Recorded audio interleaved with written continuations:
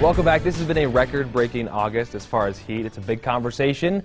Hot weather. We all love to complain about the weather, don't we? It's still going to be with us through the rest of the month. It might cool down a little bit. Adam will talk to us about that. But Craig Wirth joining us with a little historical perspective. Hi, Craig. Well, howdy. Well, at least we have T-shirts and shorts and sneakers to get us through summer. Tonight, I just have one big question. How did all those Utahns from yesteryear make it through summer? They wore heavy suits, layers of stuff, and even warm hats. And that was just to go to the park. Well, take a look. It really isn't a surprise that it is and was hot in summer in Utah and other places, such as in 1913. Yep, and still the same in 1939. Summer is a lot hotter than, say, winter. Heats up here, starting in about June, it seems. So I have never understood this. Not just understanding this kind of dancing, but how did these folks dress up in all this wool stuff in the middle of a Utah summer and dance in the park? I mean, this old film is about 100 years old, and it has to be about 100 degrees, and there are 100 people dancing. And the guy fiddling is dressed like it's December. Now, as many know, I love old film and pictures, and virtually all of it shows folks dressed up in fancy hot stuff. Take old Utah baseball games. The crowd is all dressed up in heavy suits, no shorts, and the players, they're even in wool suits.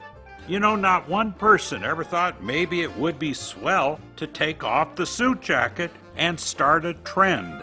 These are folks at the original lagoon in 1907. Can you imagine how hot it was? And the men, well, the same thing. Again, how did they do it? Now, I guess I can see the adults overdressing because, well, that's what they did in places like Windermere Park. But the kids did it too.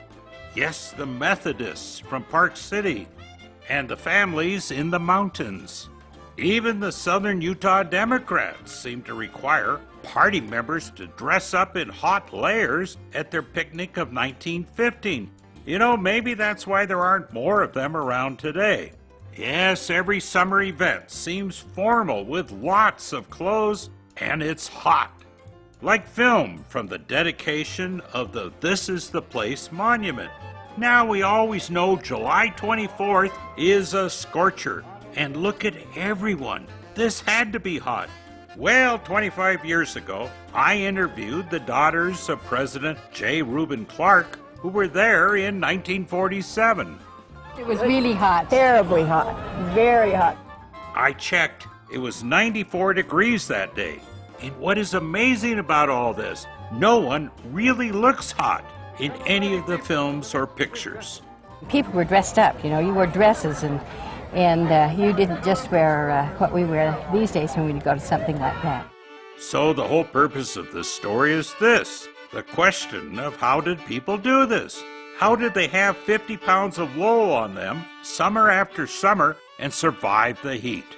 We do know people apparently danced for joy when someone invented the window air conditioner. They were the heart of cold. This new 1954 RCA air conditioner as the wonderful heart of cold compressor silently cools the air for you. Maybe the best invention ever.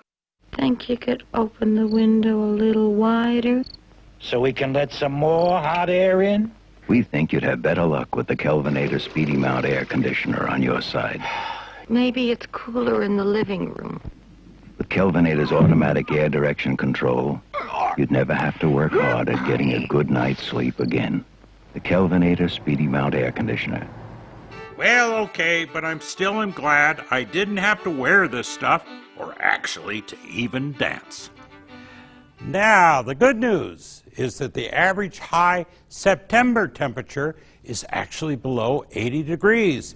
So I guess you too can wear those heavy wool clothes when you square dance in the park in about a week. Look forward to it. I'm a big fan of the square dancing. And wearing that heavy clothes, right? And deodorant. Oh,